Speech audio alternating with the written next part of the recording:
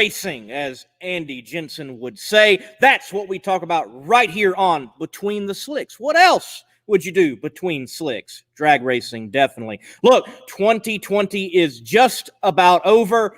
Going into 2021, Happy New Year to every one of you that are watching. I think we've got a good show tonight. NHRA drag racing with Cameron Ferre, and then some local action out of Western New York with Rob Kozak and heading up the Buffalo Superchargers. Definitely looking forward to talking to him again as I advertise Between the Slicks, the most diverse drag racing talk show out there, because where else are you going to hear from NHRA to Western New York drag racing and a promoter? It's right here, and I don't think anywhere else. Folks, going to take a quick break. After that break, going to introduce to you Cameron Ferre, and I'm going to unveil large and in charge the brand new Monday Morning Racer logo. I have finally got something that I think I can run with for the future and at least scare a few children along the way. This word from Hero Soap Company.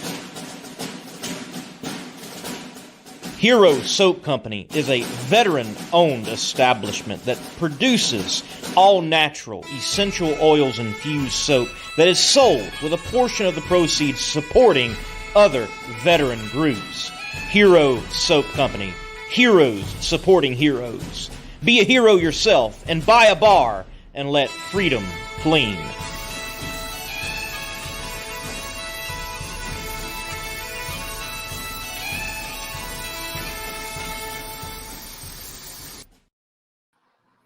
Cameron Ferre, man, how you doing? Good, yourself? How's it going? Man, I'm doing great. Getting to talk to stars of the NHRA as yourself and local drag racing individuals. Man, it is a good night. Definitely a good night rolling into 2021. Dude, absolutely. First of all, let me ask this. Where can people get the killer hats with the F on them, man? Where can they get them? As of right now, I'm working on the website, but you can get them from the Piranha Z merch trailer at any NHRA national event. They're the ones that are carrying all my merch currently. So check out the Winslet family, Mark and Gina over there. They'll be able to hook you up with everything you need. So. I've always liked it, man. You got the kind of like the Ford F, but not quite Ford with that little lightning bolt in there. So no copyright infringement. You did smart. That's man. Right. Smart. That's right. You gotta change it up just a little bit, and they are that's neon yellow because I'm an 80s baby and I love neon. So it's just kind of, my helmets have always been wild and crazy, and it's just kind of, it's a hat. So you got to keep it rolling. Yeah. Speaking of your helmets, I love getting the shot of you in the car. Your eyes change for whatever reason when you're in the car from when you're out of the car. There's an intensity there, and it's almost like I'm in my zone. Don't mess with me. And absolutely. Right. And you got the cool helmet. Then you've got the baklava that's got the nose piece. Yeah, it's good look, man. Good look. I love the helmet. Yeah, no, thank you. Luckily, I come from a family of painters, and I paint myself. So we always kind of take pride in and just as a driver, a lot of times when you're driving other people's stuff, you don't really get to express yourself. Sometimes with sponsors in a fire suit or the car or whatever, because they kind of control all that. A lot of times, that's what I love about painting custom helmets, is because it kind of gives people a taste of your personality. So always got to have a wild helmet. That's just part of the MO for myself. So it's definitely cool when you've got a cool one. Hey, speaking of expressing yourself, Cameron, let's take a look at the brand new MMR logo. I'm gonna bring it up right now. Yeah, let's do it. Oh, look at that. Look at that. Nice. Is that not me or what? That's you. That is you. That is me. That is me. Folks, tell me down in the chat what you think. Brand new logo for Monday Morning Racer, and I'm going to have those on a few Top Fuel cars, hopefully, and I can be going over 300 miles per hour in spirit, at least, on the cars. I need to get it on the front bumper of like a late model, and that would like freak someone out. Of them going into turn 1 and turn 3. So definitely looking forward to moving on with that. You've got to express yourself for sure. You definitely do that. The paint, the F there, and you're definitely doing it in drag racing and in other forms of motorsports. So I've been dying to talk to you on this. I'm going to bring this other photo up. All right. What is going on here? So one of my main sponsors is Impy, one of the largest Volkswagen aftermarket manufacturers in the world, and so I've been doing some co-driving with the marketing director Corey Ryder over at Impy. When the whole pandemic thing happened, it just kind of threw a lot of marketing stuff into a tailspin, and obviously they still wanted to be involved in myself and what I got going on, and they were gracious enough to ask me if I wanted to be involved in their off-road efforts because a lot of that stuff was still going on because it's in the middle of the desert. So the pandemic didn't affect it as much, and I jumped at the chance because I grew up riding motocross and that kind of thing, but I never really got into off-road cars. So this, because I went from motocross to junior dragsters, so this has kind of been my first foray or whatever you want to call it with the Volkswagen stuff in the desert, and it is a Class 11 car, so it's essentially stock. There's a lot of stuff they do to them, but it's a blast. I have such a good time. It's literally, we're like little kids in there. We just giggle half the time. It's kind of funny. We're like screaming like little schoolgirls in there. But it's been really fun. I've done a handful of the events this past year, to kind of keep me busy while the NHRA stuff was a little bit on hiatus. But yeah, we actually went a couple weeks ago to the California-Nevada state line, and we were working on some stuff there. But unfortunately, it got canceled when I got there. So we did a qualifying lap, and that's pretty much all we got. So I'm excited to do some more of it next year as time permits from the NHRA. So, it's been a breath of fresh air, and it's just always cool. I love any sort of motorsports, any sort of cars, and to be a Southern California beach boy and to go back to some of your roots with the Volkswagen stuff is really cool. We've restored a ton of them at my family's body shop and stuff like that. And growing up, I played with them a ton when I was a kid. So it was really cool to be a part of it. Yeah, man, it looks like it is a ton of fun. Impy has definitely come on board and be a good partner with you. Mm-hmm. I've got to ask, though, what happened here? We don't really know, to be honest with you. That was like 52 miles into the first lap of our very first race that I was involved with.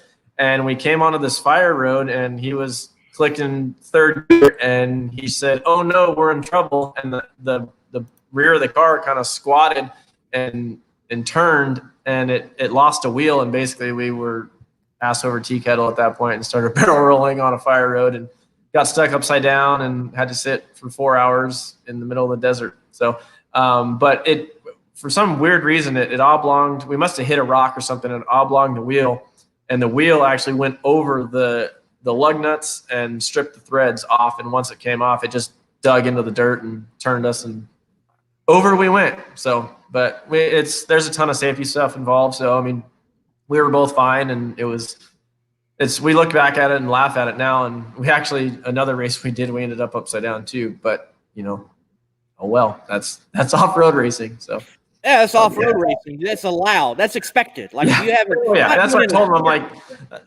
I just kind of went into this expecting that I was gonna end up upside down of some sort. So right. It's like getting into a non-winged or winged sprint car. It will happen. And if it hasn't happened, you're probably not racing. Yeah, definitely. Better than being upside down in the Top Fuel dragster, for sure. Oh, yeah. I'll keep all that stuff on the off-road side. And keep it on the off-road side. And the Top Fuel stuff. Yeah. Well, look, speaking of the dragster, talk to me. What is there behind you? We're talking a little bit before going on the show. The Super Comp dragster is going to be back to life here soon. Yeah, it's coming back to life. Got the motor back. My wife's going to be all excited. We just got it back. I came down to my father-in-law's. We've actually been keeping it here. We're doing some stuff at my house with some construction, pouring some concrete and doing some stuff. So we ended up taking everything down to Scottsdale to my father-in-law's shop, and he was gracious enough to let us store it here and to put it all together once again, here in the shop. So he's got a beautiful shop and a beautiful home here, and what better way to work on it? And he's got a ton of really cool memorabilia on the walls and stuff. So it's really cool. So, yep. Yeah, it does look like you got a good shop there, and maybe I need to do a shop tour there. That would be. There you go. Yeah, he would love it. It's his little playpen, and it's quite the playpen. So it's really cool to be able to use the facility and get it all dialed in for the next go around. whenever that may be. Whatever that may be, it's definitely coming up, though, in 2021. And look, man, your 2020 had, I mean, I don't think roller coaster describes it unless it's the most insane roller coaster that we've never seen, the highs and the lows of it. I mean, Pomona, you know, if I remember correctly, you make the show, hurt the motor. You have a wild incident at Wild Horse Pass, and you can explain that later. I've never seen a car jump off the line like it did, especially top Me neither. You know, you're wondering if you're even going to go drag racing. You hop in the leverage car, then you back out for the Gators and a few other races. You're doing the off-roading, and Child's now coming along. I mean, dude, it's been a wild year. Take me Man, through when you put it in perspective like that, yeah, I guess. Sorry, I had to remind you. Yeah, no, it's been a wild ride. I mean, my career has kind of always been like that, to be honest. I started the year with Terry Haddock Racing again, and everything started out great. You know, we did get in the show at Pomona, and then it just kind of had some weird stuff happen. You know, we ended up losing first round. We blew up the motor in Pomona. And then in Phoenix, actually, we had like a super fluke deal, and it rained, and like we ended up missing the show. But the one that you're talking about, the car completely jumped off the ground. A lot of people thought that I actually double stepped the car, which means when you step on the gas and you say, "Oh wait, I don't want to go yet," and you get off the gas and then hit it again. And it really upsets the cars when you do that. But actually, believe it or not, there's a safety device on the cars that is hooked to all the ignition and everything, and it shuts everything off. Well, it actually malfunctioned, and it literally it was like turning a light switch on. Like everything was on, and then it shut it off, and then it turned it back on. So there was a voltage dip or something, and actually a couple other teams have actually had it happen to them, but theirs was further down the track, and it blew up the motor or whatever. But mine happened to be on the starting line before I took off, so it was like a bucking bronco. So it was definitely a wild ride. I was a little sore after that one, just because it was just kind of crazy. But yeah, and then we went on a big hiatus. I got into the off-road stuff a little bit with Impy, and then we were working on some funding to get back once NHRA kind of went back on tour on a limited basis, but we weren't quite ready.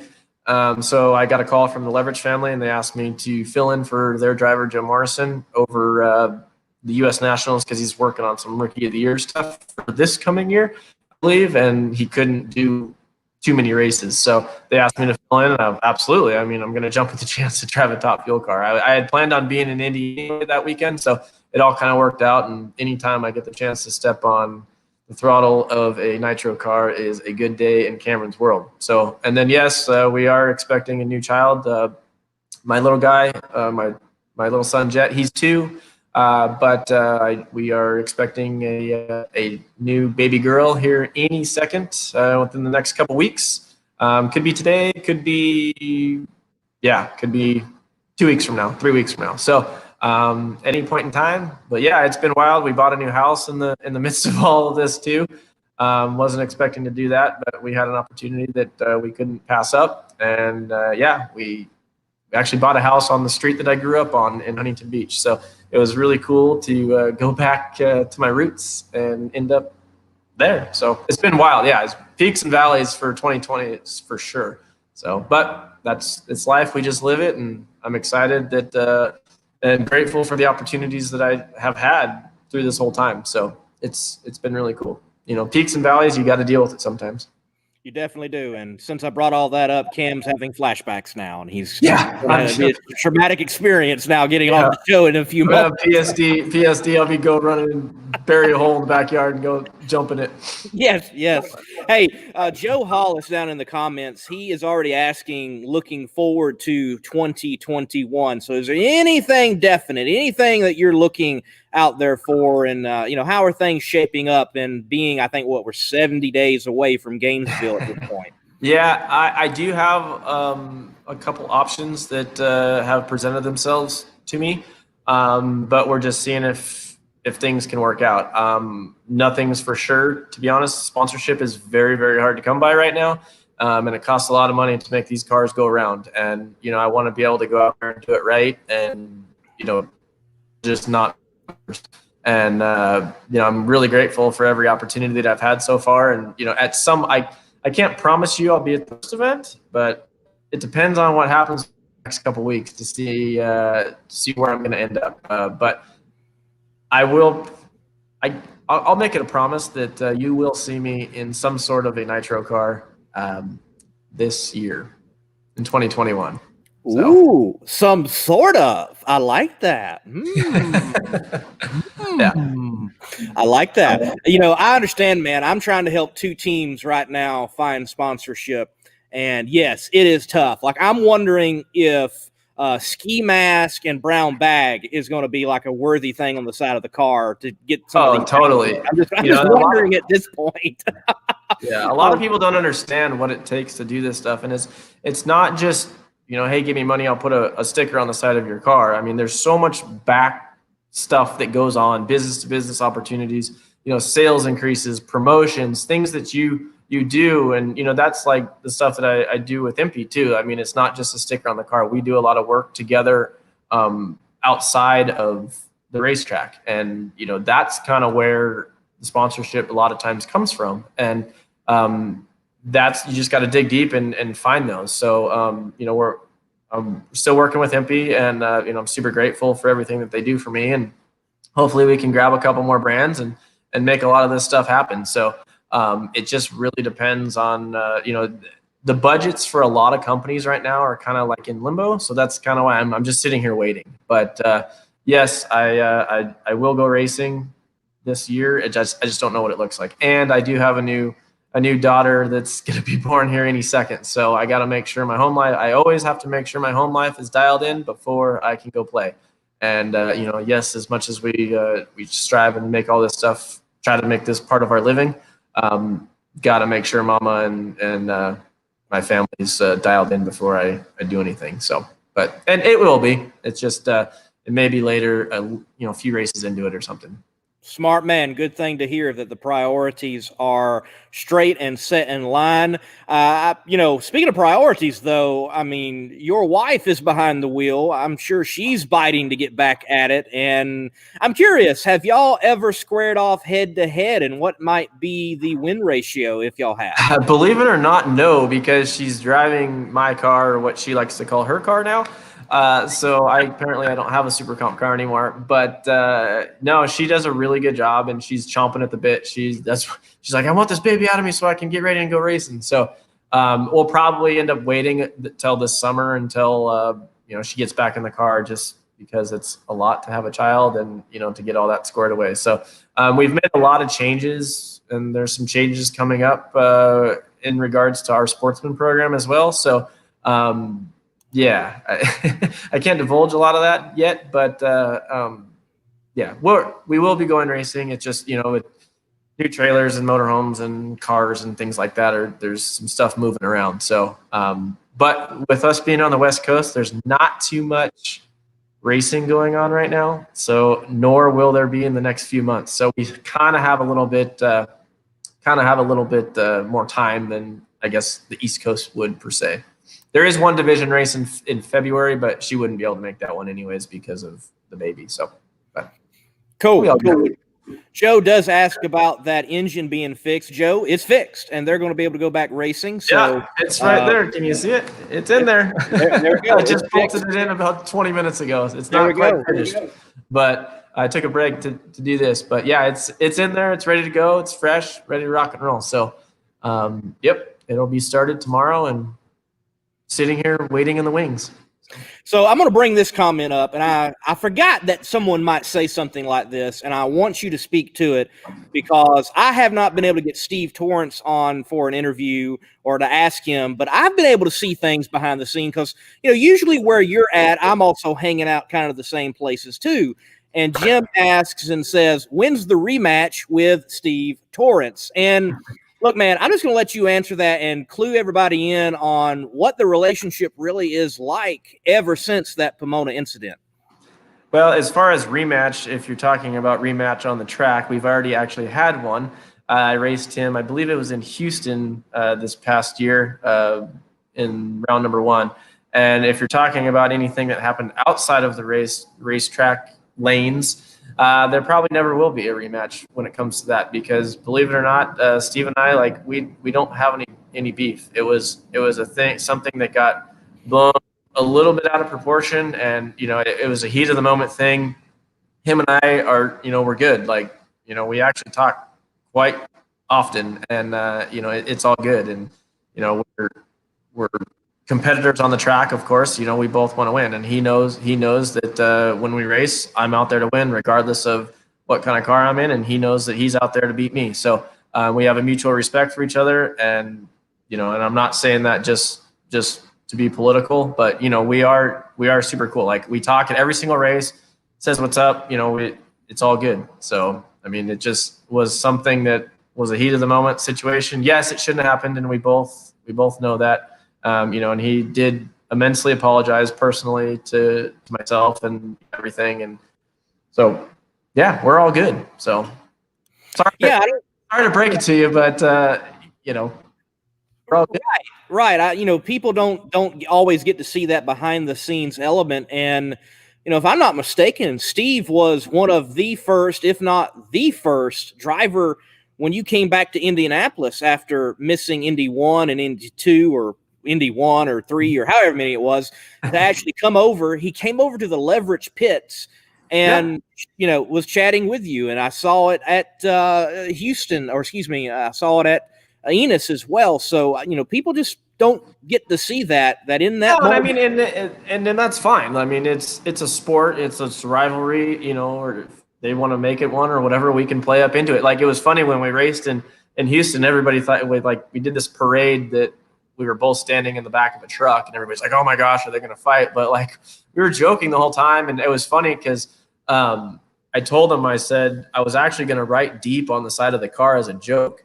And he's like, oh man, I wish you would have, that would have been so funny. Like, cause we're just messing around. Like, it's all good. I mean, yes, it's high stakes messing around, but I mean, it's at the end of the day, we're all out there to have fun and, enjoy each other's, company and the teams and the camaraderie. And yeah, so we're all good. Man, I wish you would have wrote deep on the side of the car now. Oh, I wish you would have done it. See, look, I just feel like the NHRA needs some of those things back in the sport. Like, last week I did some memes, and whether they were great memes or not, I'm like, nobody does NHRA memes. I'm like, we need to get some out here. And some were taken very well, some weren't taken so well. I personally loved my Doug on a tug. I thought that was great. No, I saw some of them. They're pretty good. But yeah, you're right. I mean, it's at the end of the day, we got to lighten up a little bit, all of us. And, sometimes take it so seriously because it is a business. And, excuse me, there's so much at stake and a lot of that. But, at the end of the day, like, we all just want to hang out and enjoy our friends and have a beer with each other. And, and there's nothing wrong with that. So, as much as we're fierce competitors, that whole is kind of a family, So Scott chimes in. He says, great job with the Racers in Rental Cars podcast, Cameron. I love Racers in Rental Cars. You there along with your partner in crime on that particular show. Look, clue everybody in, Racers in Rental Cars, and give a little preview of like the episode to go find and listen to be introduced to what y'all are doing. Well, all of them. We call them our weekly dumpster fires, but Racers and Rental Cars is actually started as a joke, but it's a podcast that I do with my co-host Don O'Neill. He's a professional top sportsman racer. He drives the NGK Camaro and Top Sportsman, and we saw a void within the podcast world, and even just in podcasts in general, like.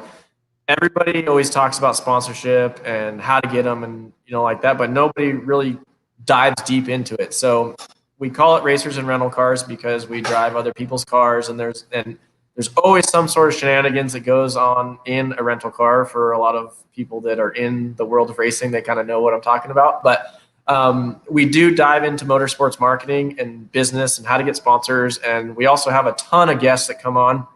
We have racers, we have industry professionals, marketing, heads of marketing, Fortune 500 company people, the head of PRI, we've had him on, all kinds of stuff that we like to talk about the business of racing, and then also the backstory. Everybody wants to know the backstory of, oh, what happened this week, or, we're not a result oriented type of show, like, oh, who won this weekend, but we're into the, like, oh, who took the wheels off the golf cart and put them on top of somebody's bus at the Indy 500.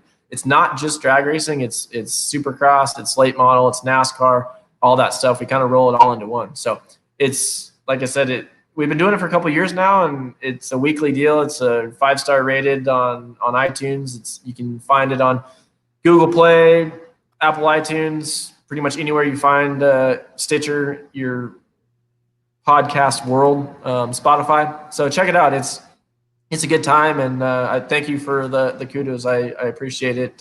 We always love hearing listeners, say that they enjoy it, because we really enjoy doing it. And or when we see somebody wearing one of our Racers and Rental Cars hats or T-shirts at the racetrack, it's pretty humbling. It's cool. So, but yeah, check it out. Definitely, folks, check it out. I enjoy it myself. It's one that's on my list to listen to. It's up there with the Dell Jr. download, so that's how highly I regard it. We had one of them on the show too. Yeah, I mean, I love how y'all are covering more than just drag racing. Even though you two are drag racers, you've got backgrounds elsewhere. Does Don have any background in any other motorsports, or is it just drag racing for him? Just drag racing for him. Okay. But, that's why we do like to open it up, because at the end of the day, we're all fans of motorsports, regardless of what it is, whether it's, circle track, dirt late model, sprint cars, whatever. Like, we talk about it because at the end of the day, you always need sponsors to make this stuff go around. So it all kind of intertwines. So. All right. Joe's got a question. He says, have you ever driven a blown alcohol dragster, or just the AFD? So what other things have you been in? I know you've been in a Nostalgia Funny Car. So what else? Yes. As far as if he's talking about it in the top alcohol dragster class, no, I've only driven an A-fuel dragster in the top alcohol dragster class. The only blown alcohol vehicle that I've driven was a NE1 front engine dragster that was blown alcohol. But other than that, no. But I have driven Super Comp, ton of different bracket dragsters, Nostalgia Funny Car, A-fuel dragster, Top Fuel. But it's always kind of been a dragster. It's funny. I've never driven a door car.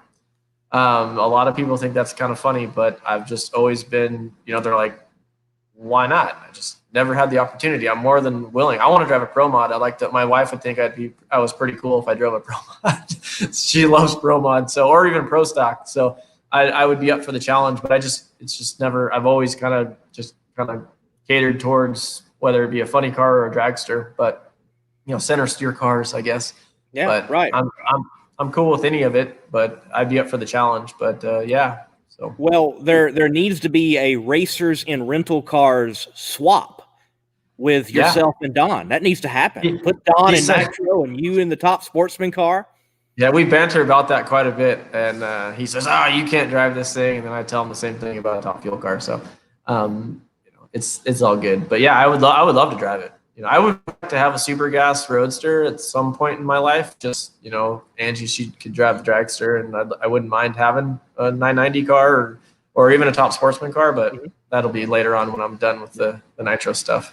So that roadster, what would it be? A Corvette, something a little different. Like, I've always wanted of the roadsters to do like a 55 Thunderbird. Not too many 55 Thunderbirds out there. Yeah, I like the Corvette roadsters with the roll cages hanging out. I think those are cool cars, and whether it be they make Camaro ones and Corvettes, and I'm sure there's other ones out there too. I wouldn't mind a Brogy roadster either, but those really aren't that competitive anymore, but yeah, I mean, a Corvette roadster would be on my Christmas one day if I win the lottery. Yes, win the lottery. So of 2020, Cameron, in your mind, the NHRA was able to have a season. The NHRA was able to have fans at those races, each and every one of them.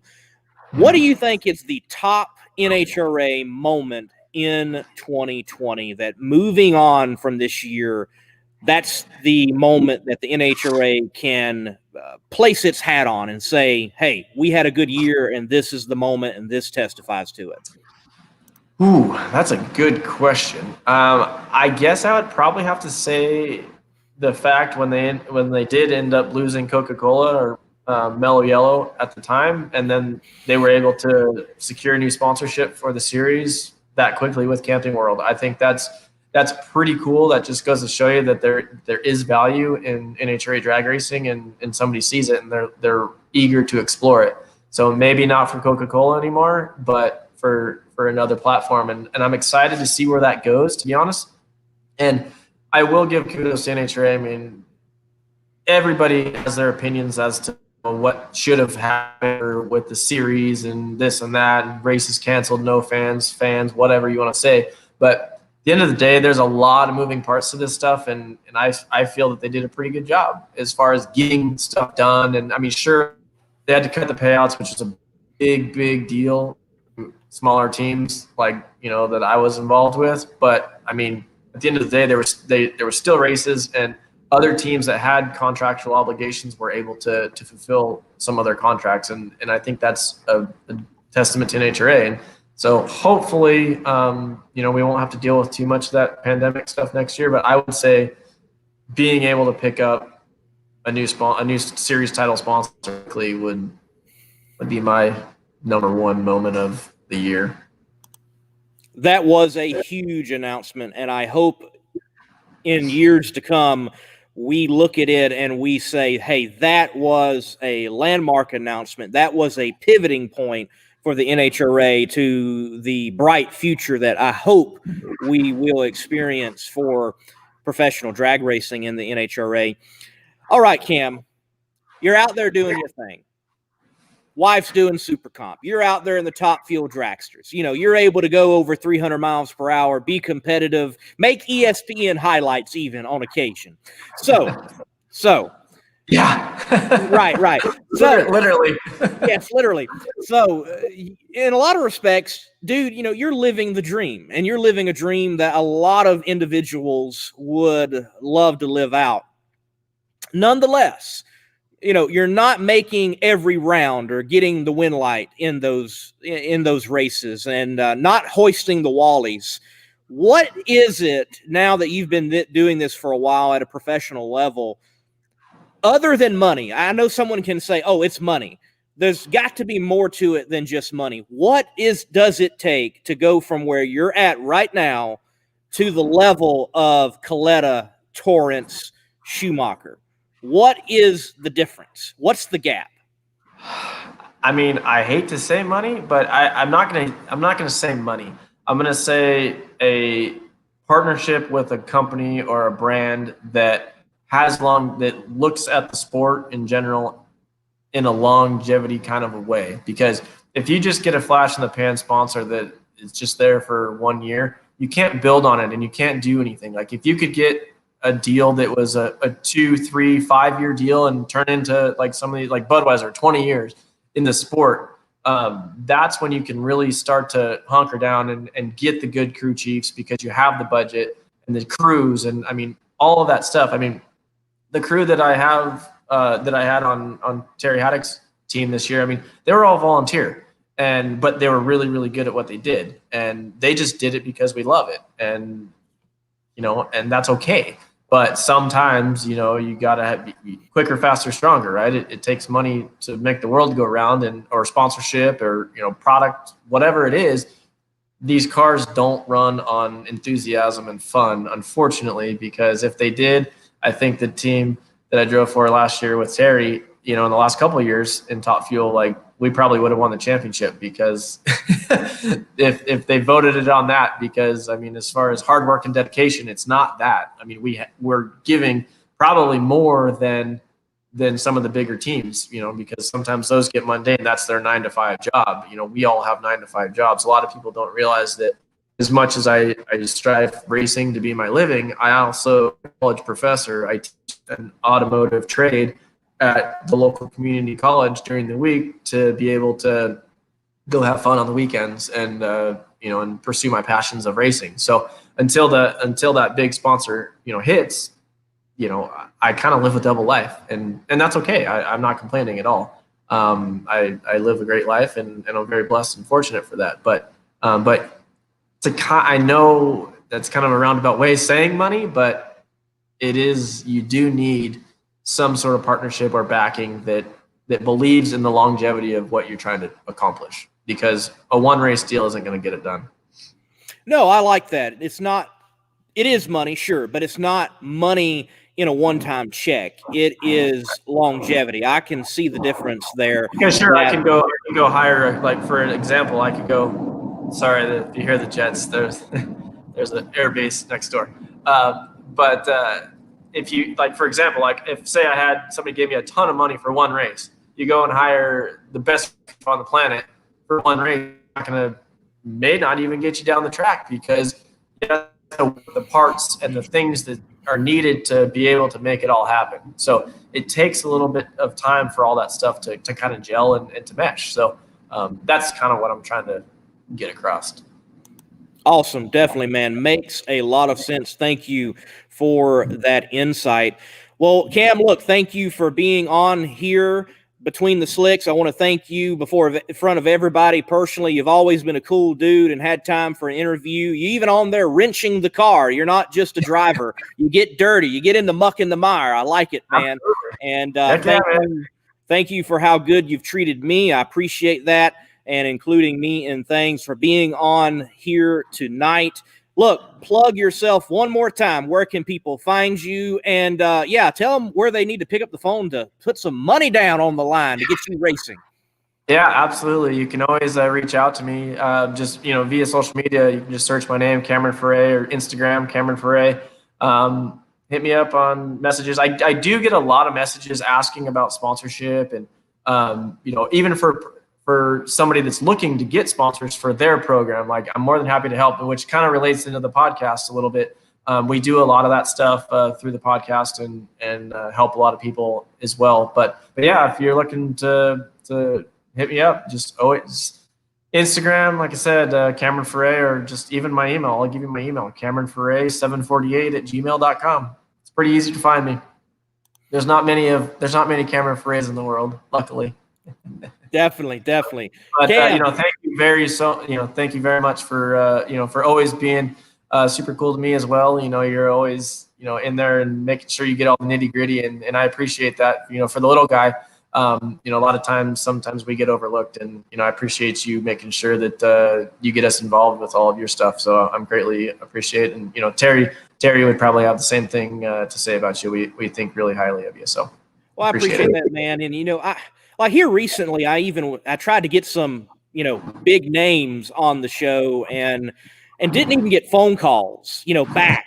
And doggone it, I'm going to double down and make sure yourself and the Bob Bodie's and the Dave Richards, that y'all get more airtime, because I think y'all have great stories. I mean, you've got a kid on the way, and yet you had a blown motor, and you've got weird things. You're trying to find sponsorship, and you're an actual professor. It's not just a nickname. It's an actual teaching position. I think that's a great story. Why isn't the NHRA heralding that? I don't understand. But maybe one day. I'm here. If I can do it, I'll try to do it. So, I appreciate it. And, man, thank you for being on. We're going to let you go. The chutes have been pulled. The engine's off, but you're not on fire, and the safety safari isn't coming to you. Thank God. Thank you, Cam. All right, man. Thank you, guys. Have a good night. Folks, that was Cameron Ferre, driver in NHRA, and also occasionally on his roof with an empty Volkswagen. That's cool. I want to do that myself one day. Let me bring up a comment from David Reuter out of Western New York, 585 Race Wars. So, are you coming in May? I would love to. I have looked ahead. I want to try to work it out. I think y'all are going to have a great event up there. Folks, if you're in the Brockport, Western New York area, check out 585 Race Wars. Speaking of Western New York and drag racing in that part of the world, in particular Lancaster Dragway, New York International Raceway Park, after the break, Rob Kozak, we're going to bring him on, and we're going to talk about the Buffalo Superchargers. Once we've got a word from, another local Western New Yorker, Grant Farmer himself, with FuelInjectorService.com. FuelInjectorServices.com. It's essential that your fuel injectors perform at their peak, whether you're in your daily driver or high horsepower race machine, for you to get the most out of your vehicle. At fuelinjectorservices.com, we maintain precision fuel injectors with cleaning and flow testing, as well as providing the sale of genuine brand name injectors. It can all be done at fuelinjectorservices.com, the home of Flowzilla, one of the largest injector test benches in the country. Check out fuelinjectorservices.com. Veteran owned, racer tested, aerospace refined. Rob Kozak, how are you doing tonight, sir? Pretty good. Thanks for having me.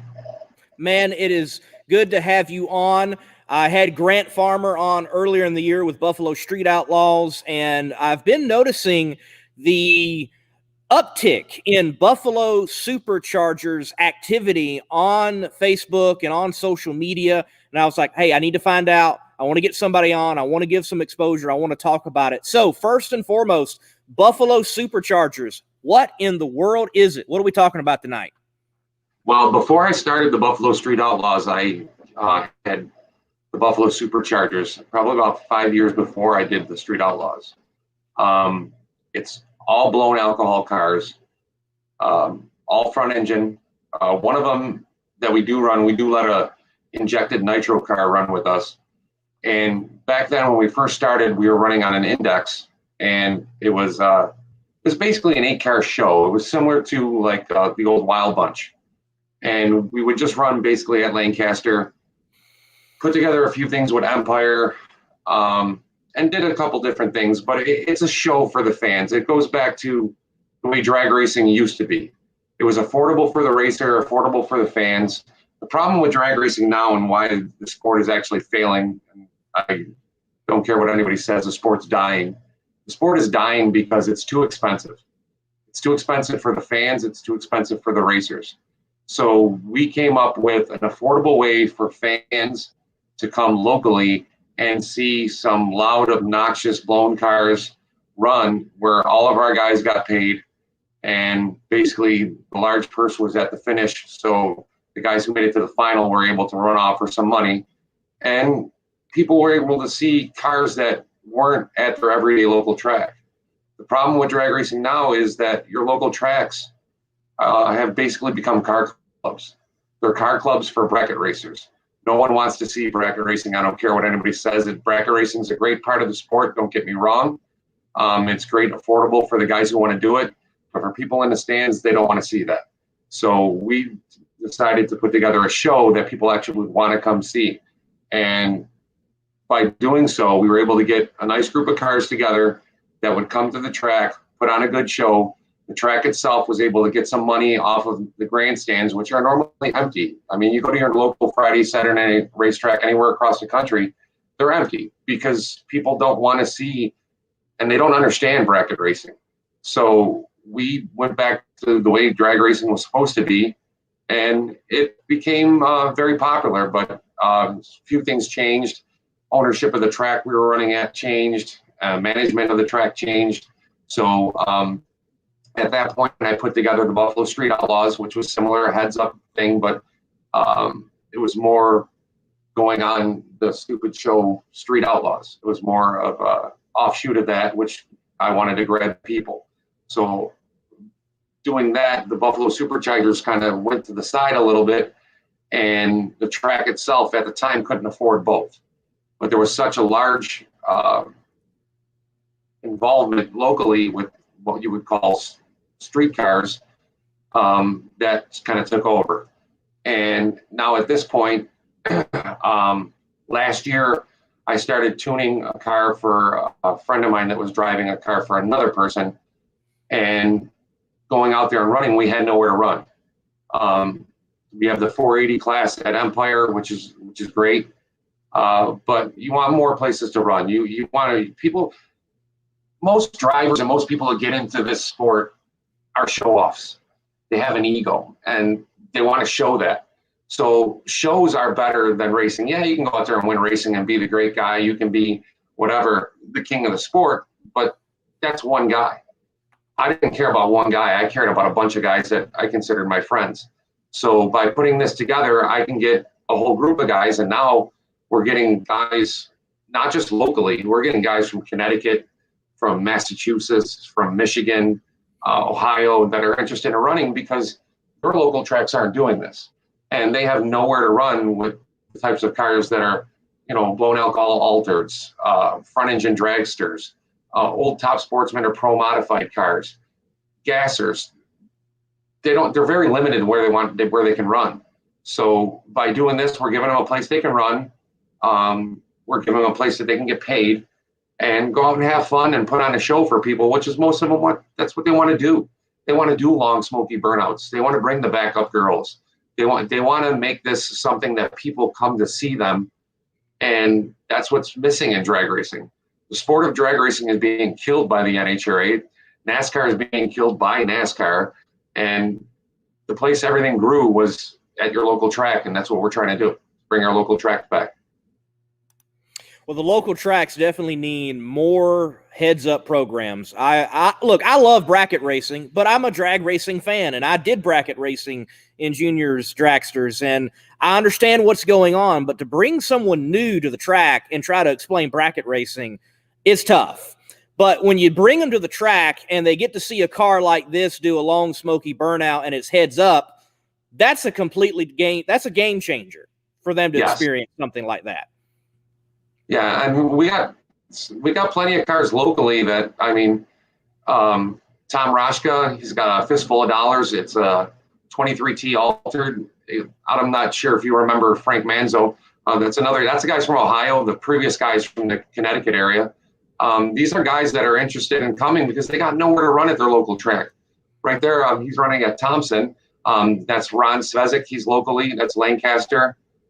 These are cars that people want to see. And these guys, they don't have the money to go pro mod racing. They don't have the money to go. That car. You've been to their shop. These guys have nowhere to run. They really don't have anywhere to run and go have fun. If you want to run one of these cars, sure, you can pay to put it together. And just what he was talking about, he was running with Terry Hoddick's team where he had all volunteers. Well, all of these guys that you're seeing, these pictures you're showing, they're doing it out of their own pocket. There's really no sponsorship. So they can't afford to go and everybody join some circuit that's going to make them travel, take off days of work, and do all of this stuff. So we wanted to create something that guys didn't have to do that. So what we're doing with the Buffalo Superchargers, is putting on a show that people want to see. Everybody wants to go see heads-up racing that is a casual fan. A casual fan doesn't want to go to bracket racing unless he works with the guy or he's a brother-in-law or in-law or whatever, and they might go. But you go see a regular Friday or Saturday night race, the stands are empty. The people are around the pits and they're having a good time because they know the racer. But you got to be able to grab people and put on a good, a radio advertisement that people are going to remember. I mean, this Sunday, that's iconic, and people still grab onto that now. So we're bringing that back, and it's kind of growing larger than we thought because we have other tracks interested besides just Lancaster. That's stellar, man. I know that, Frank Malvaso, he was heading up the Supercharged Bounty Hunters, and he had his accident, and then 2020 happens, and I didn't hear much about any of the blown cars for Lancaster, even though the BSO had some events. So when I started to hear the rumblings about what you're doing, I'm like, yes, I was excited for the racers of that area and for the fans of that area and for Lancaster itself. So looking to 2021, right now, how many cars do you think will be involved? How many events are you thinking about? For Lancaster right now, we have 3 events at Lancaster, and we're in the works with ESTA up in the Syracuse area to do 1 or 2 more. And right now, we actually have 20 cars that are interested in joining our group. So we're going to be able to not pick and choose who's going to be able to go, but there is a parts attrition in these cars, and sometimes guys can't make it to the next race. So we can always guarantee that we're going to have a full field to be able to put on a good show. Excuse me. So like I said, is besides Lancaster, we're also looking at ESTA. They contacted Troy Levy, who's one of our drivers, and he actually helps me out a ton with the Buffalo Superchargers. So, and Troy's coming out with something, I don't know. Troy should be running down in Texas or Nevada or wherever they run when they run the Pro Mods versus Fuel Altereds. What he's coming out with, nobody around here has ever even seen before. So I appreciate all his help, but we got a lot going on, and it's very exciting. And hopefully the COVID backs off, because we're doing this not only for ourselves to give ourselves somewhere fun to go and something fun to do for all of us. We want to help tracks, stay alive. We want to be able to put asses in the seats, and we want them to benefit off of what we do. And the only way we're going to be able to do that is if, fans are allowed in the stands. Definitely. They got to be allowed in the stands. I hope that happens. I know it's been tough up there in New York, unlike here in North Carolina, South Carolina, and other places that have been far more lenient. So hopefully for New York, fans are in the stands again soon and in 2021. Now, you just described I don't know. It's a dream, in my opinion, as a drag racing fan of these supercharged cars. I mean, it's like you've mentioned, door car to dragster to funny car to altered. How are all these going to come together and run? What's the parameters? Is it going to be Chicago style? Is it going to be a 16-car field with you mentioning 20 cars? What's it going to look like? Well, what we're doing is everybody's going to join kind of like a points fund, and it's a minimal involvement in the points fund, and that's where the big money is at the end for the points fund. So what we're doing right now, it's a heads up race, and it's going to be the top 8 cars at each event. After 2 qualifiers, they run off in a small elimination, and then the final 2 guys basically go after the larger amount of the purse. But those 8 cars that run, they're all getting paid. Those 8 cars are getting paid. So we have 20 cars interested, but like I said, I've done this before. And you can have 20 cars, but it doesn't mean 20 cars are going to show up every time. Guys break. Some guys can't afford to travel. So it's always going to be similar to a Chicago style event. And we just want to make sure everybody gets a little bit of a taste. We don't charge an entry fee, where if you go to a lot of these races, even in these groups, all these guys got to pay an entry fee to get in. Now, if you think about what it costs to get a car into an event, say your event is, they're going to charge you, for example, $300 to enter to win 5,000. Okay, so you're putting out $300. Then you're going to make 3 runs that you're only guaranteed is to get 3 runs. Those 3 runs are probably costing you, in a mild alcohol car, very little maintenance. That's still costing you about $500 a run. So you're down $1,800 now. Now you got to pay to get your crew in for a one-day event. You're looking at $15 per crew. Most guys have 4. So you're looking at almost $2,000 to go run a car to win $5,000, and you might not even get that. You might not even qualify. So the way we work it is all of our drivers, cars, and crew members get in for free, because they are the show. They're there. The money that they put in, that goes, anything for each event, that goes towards a points fund, because that's there for them to win. But we, working with tracks, getting money from the tracks and money from sponsors, we're paying these guys. We're paying these guys to be there, and it's not like I want to say like the old Wild Bunch, or there was other groups besides that. There was one run locally, I can't think of it, Supercharged Outlaws back in the 80s. Yes, that was a show, and yes, we are a show, but we want that racing edge to it. So our finals are going to be pretty impressive, and there's going to be some numbers out there that are going to be thrown down that people just are going to be in awe of. And like I said, if Troy's stuff stays together and he doesn't flip it over and go back in the mud, Troy's going to have something for people to look at this year. Even standing still, the car is going to be impressive. Yeah, I've seen some photos. I like what Troy's working on, and the guys there at Rolling Chassis, they just do some phenomenal work, just period. There is some great stuff coming out of that shop. And as Rob mentioned, there is a shop tour video on the Monday Morning Racer YouTube channel if you want to see inside Rolling Chassis. All right, Rob, New York International Raceway Park. Vito, that gang, they've done a good job. How much further along now at the end of 2020 has that track come from even 2019? Leaps and bounds. Leaps and bounds. Mike Swinarski and Vito are partners on it. They have some other partners that are more into the circle track portion of the Raceway Park. But the cleanliness of the place, the upkeep, the lighting, the maintenance on the return road, a lot of the stuff, how do I put this? Before Vito came in, the actual owner of the property would basically lease it out. And at one point, I was hired there as to do promotions and marketing. And I've been going there since I was born in 1971. A lot of the stuff wasn't updated from 1971. I mean, turning the lights on over there is like a Frankenstein movie. It's like a 2-pole wand that you put up and you put it, and when you do it, sparks go flying like Frankenstein's going to come alive. The things that they've looked at and made better, not for just for the racers, but for the spectators, for sponsors. The suites now are amazing. They've done so much work there that I'm happy to go back. That's one of the reasons why I'm going back and working with them, because Vito and his wife, along with Mike Swinarski, are a better caliber of people than what was there before.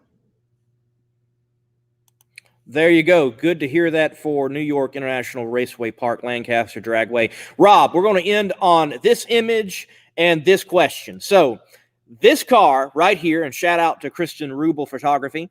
This car right here, I understand that, from what I understand, you're helping out a little bit, and I'm not familiar with the driver himself, but there has been a call out between the Copper Camels driver, Mo. So what is going on with that car, Mo, call out?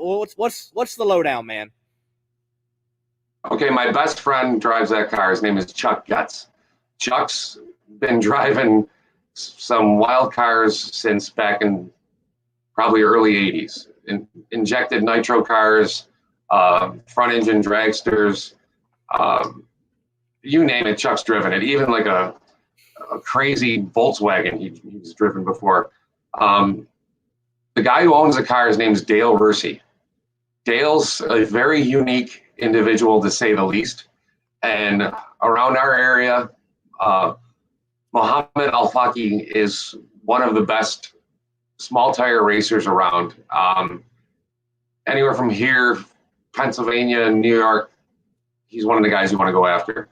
And Dale decided he was going to call him out. So I guess he did. And I guess today at like 5 o'clock in the afternoon, they all met at Chuck's house and they put down their punk out money. And it's going to be up to me to make sure that car goes fast enough to beat Mo, which is going to be very hard. But I'll do it. I love it. I love it. I love seeing blower versus nitrous and door car, like modern, I know it's 80s Fox body, but kind of a modern rendition of door car to something older. I'm looking forward to it. That's going to be a good matchup. It'll be July 9th at Empire. Oh, okay. Cool. Very cool. Very cool. Is it going to be, like off the trailer, no hits, or it's going to be best 2 out of 3? That's the way I understand it. That's the way I understand it right now. It's right off the trailer. Woo! So we're going to have, luckily they picked July, so it gives me a month or so to get some more data, because the cars, we struggled with it this year. It's making a lot of power. It's got a Mike Janis engine in it, but chassis setup, transmission, we had a lot of transmission issues. So, but right at the end of the season, finally got the car to go A to B, and we were going ready to make another pass, try and go after a really good number. And the wind picked up so bad that cars were going down. When they were pulling their chutes, it started pulling them. And they were much slower cars. So we made the call to not run that day. And then after that, the weather turned and the tracks closed down. So we got a lot of work to do before we go with Mo. Copper Camel's pretty crazy. It is definitely a bad fast car, and Mo, I mean, he can wheel it. I mean, I've seen it and I've filmed it. I mean, he can wheel that thing. He knows how to drive, so it's going to be a stellar matchup. For some of your fans that don't know, they probably followed the Street Outlaws the first couple seasons, which were very interesting. Kamikaze Chris and GT, I don't know, the other Chris. They both came here to Lancaster, and that's when I was running the Buffalo Street Outlaws. And Kamikaze Chris and Mo lined up, and Mo just, it wasn't even close. And it wasn't even close. And then after that, they became like really close friends. And Chris is one of the best persons you'll ever meet in your life, especially in the sport of drag racing. He's an amazing guy, and I'm sad for what happened with him, where he hurt his car, and hopefully he's rebuilding. But it kind of showed you we got some really tough people around here. It's something in the water. We got guys, not just Freddie Hahn and Mike Janis. We got plenty of guys around here through the history of drag racing. Dick Oldfield. We got plenty national event championships that come within a 15-mile radius of Lancaster. So there's definitely something in the water around here. Yeah, definitely a rich history in Western New York with drag racing, motorsports, even just period. I mean, even when you dive into the tractor pulling and the modifieds on asphalt and big block modifieds and dirt. So I was in monster trucks for a while too. There you go. Yeah, I mean, it is deep. Motorsports is deep in Western New York, and I'll have to mention Jack Graney. I like the Graneys. I mean, he'll send it no matter when or what. so man, look, thank you for being on Between the Slicks. I'm definitely looking forward to seeing the highlights from the Buffalo Superchargers, and if MMR can make it back up that way again for an event, I'll definitely have to get y'all on camera. Absolutely. Thank you for your time. Thank you, Rob. Take care, man. Bye-bye. Folks, Rob Kozak there leading up the Buffalo Superchargers. I hope they have a great season. Well, look, we're at the end of another show, Between the Slicks, with yours truly, Lee Kraft, the Monday Morning Racer. Happy New Year. I'm going to hop off and get to some new content. I'm on iRacing now. I've actually got a video already up, and you can see me wheeling the Gearhead Coffee, Strutmasters.com, Power Built Tools, Monday Morning Racer, Mobile Street Stocker on iRacing. Did fairly well. I'm wheeling it around on the E-World. Well, until 2021, God bless and keep the pedal to the metal.